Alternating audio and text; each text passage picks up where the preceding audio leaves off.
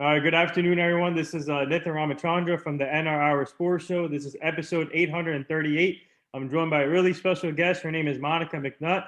She's an MSG host, and you can find her on ESPN also, ESPN Analyst. She fills in on the key J. Will Zubin show, and she's really inspiring. She does a lot of great stuff covering sports, not only sports, but everything around the world. And first of all, Monica, thank you for joining the show. It's truly an honor. And how are you and your family doing?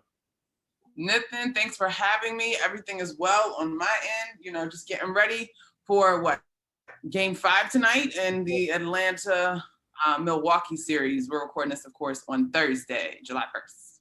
Yeah, so I want to start off with your childhood growing up, and when did you start realizing that you wanted to get into sports, cover sports, and just take me back to your childhood. And do you have any like role models growing up? Role models, I remember the first woman that was talking sports that fully registered to me and that I could appreciate was Robin Roberts when she was hosting SportsCenter back in the day. I thought that was so cool. And I grew up in a unique area in the country, Prince George's County, where Black people live affluently. There's a wide range, I should say. There's plenty of affluent Black folks, and then there's others that aren't necessarily so affluent. But I saw Black professionals around me all the time. And so Robin Roberts was like, oh, that's great. That's just something else that I can do. And so that was the first woman that I really remember seeing in the sports space holding her own that looked like me. Wow. Yeah. So for you, Monica, what were the main things that you learned in high school and college that got you to where you're at right now as a broadcaster, analyst, and a host? And what advice did you get throughout your high school and college career? Wow, that's a really broad question. I think first, hard work, dedication, and staying the course. My sister and I, our parents, their big thing to us was if you start it, you need to finish it. You don't have to return, but you need to finish it. So we didn't quit a lot of things. If you signed up for it, you finished it. And I think that taught me the appreciation for hard work and finishing and staying the course. And so when I think of, high school playing basketball, and the goal was to go to college and earn a scholarship. And so when I was able to check that box and go to college and be a part of winning and playing on a program and get a free education, that when that box was checked, it was like, okay, now what do I want to apply these skills, talents, and this mentality to? And so I decided to get into sports media. And it took longer. It wasn't as formulaic as playing basketball had been. Right. It's a winding path, and it requires a little bit of luck, some great networking, and some real skill and diligence in terms of the craft itself. But I'm starting to check off boxes, and I'm very proud of that. Yeah, I mean, obviously, you're really talented. In my opinion, you're one of the best out there when it comes to covering the game.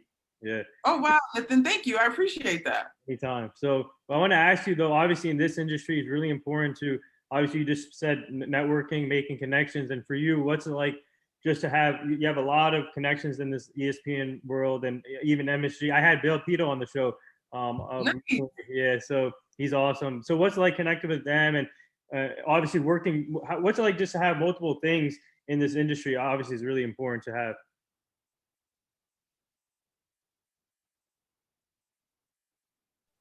Raining here in New York. Did I lose you? Oh, okay. Can you hear me? Yeah, I got you. Mm-hmm. Yeah, so I asked, well, obviously you work multiple things at MSG, and then obviously on ESPN. Obviously, you have a lot of connections. It's really important to make networking here. So, what's it like just to cover multiple things at once, especially in this industry? It requires some focus, and I have amazing producers and colleagues each other, and hey, did you see this? You need to read this. We're going to discuss this. What did you? I think you enough for how much work they do behind the scenes. The producers, the research team, so much goes into making sure that when the lights go on, everybody is comfortable and prepared. And so that's very helpful. Of course, you have applications like Synergy and, media stats, courtside stats. So you can go back and really study film and watch games and pick up nuances and stuff. So it requires a lot of attention, Nathan. But it's not bad because, you could be talking about much heavier and deeper things than sports. And so I'm very happy. So obviously, this is I'm a big advocate in women in sports, and I have a team of 6 people that helps out with the show. And 3 out of the 6 are females. And what's it like seeing yourself and other women get to their goals, and obviously covering sports, and not only covering sports but coaching male sports like Becky Hammond, and you have like Sarah Thomas, first female ref in Super Bowl. But what's it like seeing the growth of women in sports? It's really cool. And I actually had an opportunity to interview Sarah Thomas for a project we were working on with MSG. And she talks about she got into football because she got kicked out of I forgot the story. Yeah, I think she got kicked out of a basketball league. And so it kind of led to the next thing. Because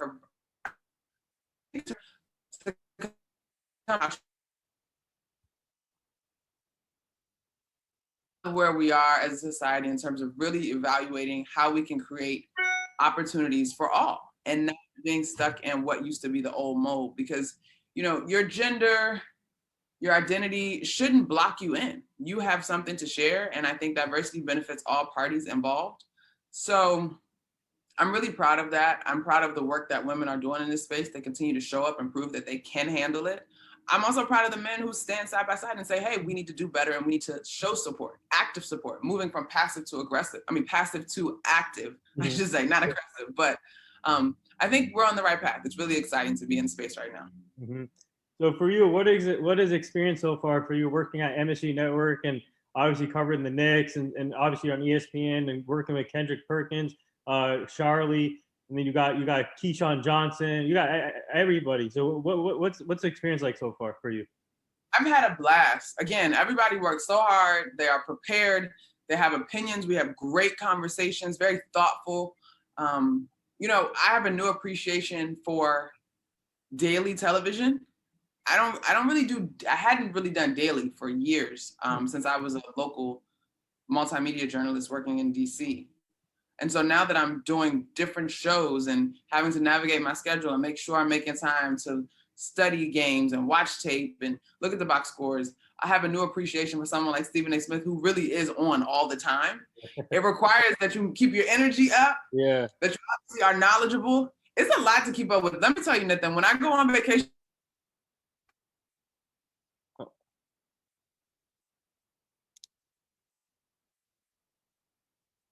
and rejuvenating. I missed the last part. It keeps cutting off. Oh, I'm sorry. Maybe because it's storming here. Yeah. I said this year I will certainly have earned my vacation when I take it. Yeah. It will be filled with lots of quality rest, rejuvenation, and relaxation. Yeah. So for you, I'm just curious for you, obviously you feel it. We got to make you a full-time host on ESPN now, Monica. You know your stuff, and you always fill in for people. So, but I'm just curious for your schedule. When did they let you know when you're gonna fill in for ESPN and all in the shows? Right now I have a consistent fill-in on Fridays with KJZ, so I know that that's coming. And usually we do First Take. We'll get about 2 weeks heads up, usually, unless something happens last minute, and sometimes things happen, and so I usually know what's coming down the pipe. We establish a schedule for Around the Horn and Highly Questionable week to week, so we know before the next Monday. So for you, obviously last year we went through a struggle with the pandemic and sports shutting down and not knowing where everybody's going to be. And for you as an analyst, host, and working from home, and obviously I'm sure you guys did a lot of Zoom meetings. And so what did you learn from the past year to now with no sports? And obviously now we're getting sports back with fans in there, and hopefully we're back to normal soon. But what have you guys learned, especially yourself as from last year to now? I think I've learned how creative we all can be when we have to. Doing shows from home, calling games from home was unheard of until we had to. Yeah. I also have a tremendous amount of appreciation and admiration for the student athletes themselves, the coaches, the administrators that helped us get through the college basketball season in particular, because those student athletes made so many sacrifices to get through that season. And I don't think we can ever give them enough praise, especially because the season happened prior to the NIL going into effect, right? They weren't being paid, but they were being treated as employees in many ways. And I get it. The student athletes wanted to play themselves. I totally get that. But still, they made tremendous amounts of sacrifices. And in some cases, they took great risks. And so I was very proud and inspired of the creativity of my employers, both at MSG, ESPN, FS1. Like I worked for a bunch of different companies, and we got really creative in terms of how we could still put our best foot forward, but be mindful of the protocols that were in place and keep everyone safe. So I think the creativity and the teamwork is something that I'm very proud of. And I learned that there was even more, a higher level for us to go in regards to that. Yeah, and then the next part to that, obviously, not only that, the social injustice. I'm really proud of the WNBA and the NBA stepping up in all sports. And I had the opportunity to have Renee Montgomery on the show last year, and I talked to her, and she's the one.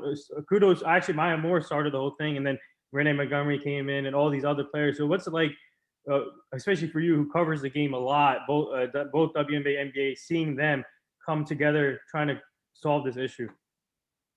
You know, years ago, Nathan, when I was still working in DC, I remember having this conversation after, at the time, the St. Louis Rams, Tavon Austin, and I believe 3 other players, I can't call all of their names, they came out of the tunnel holding hands.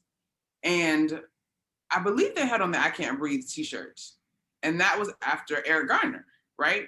And I remember saying to an audience on a sports show that I was hosting, imagine that you felt so strongly about a cause that you wanted to use your job and your place of work to make a statement. This is the same thing. Just because they're athletes doesn't mean that they should be told to shut up and dribble. They have every right to use their platforms to amplify their voices and for their causes. Now, if you disagree that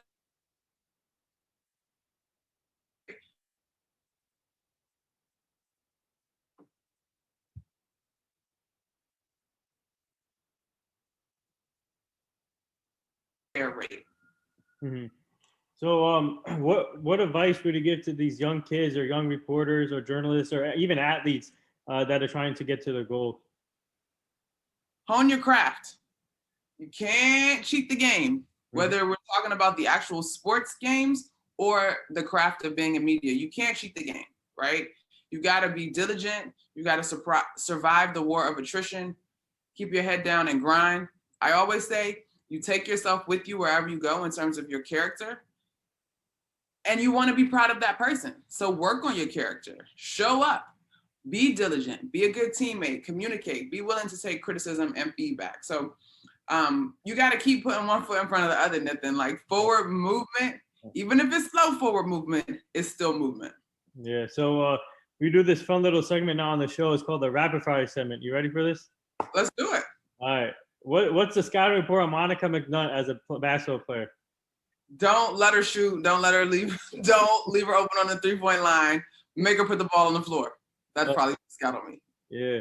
So thoughts on the Phoenix Suns that are finally reaching to the finals? I'm here for it. I'm obviously here for it for Chris Paul. 16 years, he finally is reaching the pinnacle of his sport. But I have loved all through the NBA playoffs, Nathan, the changing of the guard, the young talent taking over. And while Chris Paul is important, he could not be successful without those young fellas that he's running with. Devin Booker, obviously, DeAndre Ayton, who I think still isn't getting all the praise that he deserves in terms of what he's meant to that Phoenix Suns squad. Mikal Bridges, Cameron Payne. I'm so thrilled for Monty Williams. Such an incredible story. We all witnessed his tragic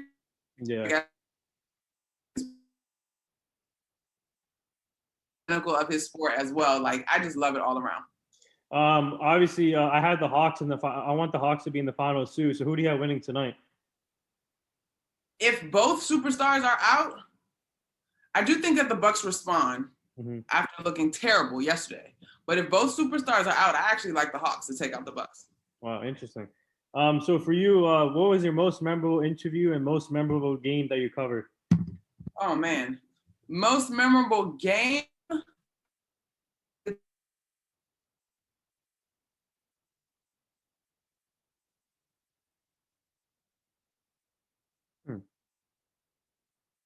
No, Nathan. I haven't done a ton of one-on-ones in so long. Yesterday we talked to John Morant on. I saw that. So that was cool because obviously I picked Memphis to beat Golden State and went a little bit viral, and that was cool and tons of fun. So yeah, let's go with Ja, the most recency bias. Hey, and that was the first time you met him, right? That was the first time that I met him. I believe it or not, I did not know him. Just went with them. Funniest person that you work with right now?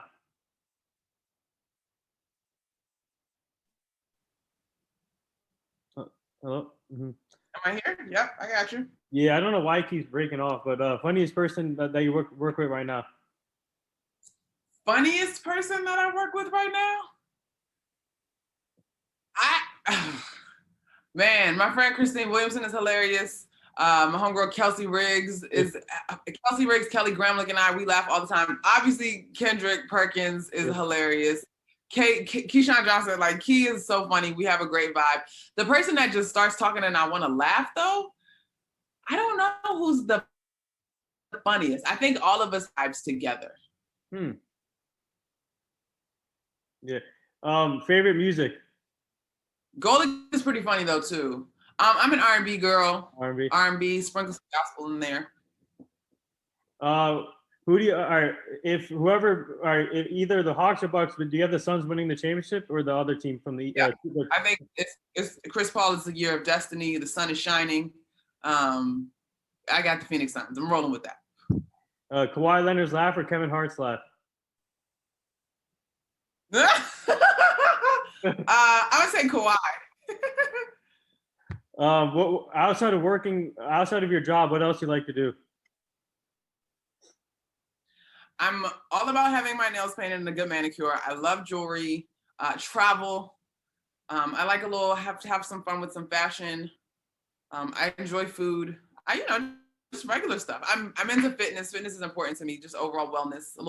Do some acupuncture, massage, chiropractor, all that stuff. Being well. So when do you think we'll see our first female NBA coach?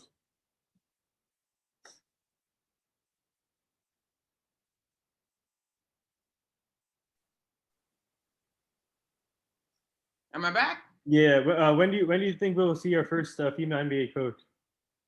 Nathan, I think we're close, but I don't think we're there yet. I think it's going to take some players advocating in the way that I believe, Dame advocated for Jason Kidd initially, and now he got Chauncey Billups.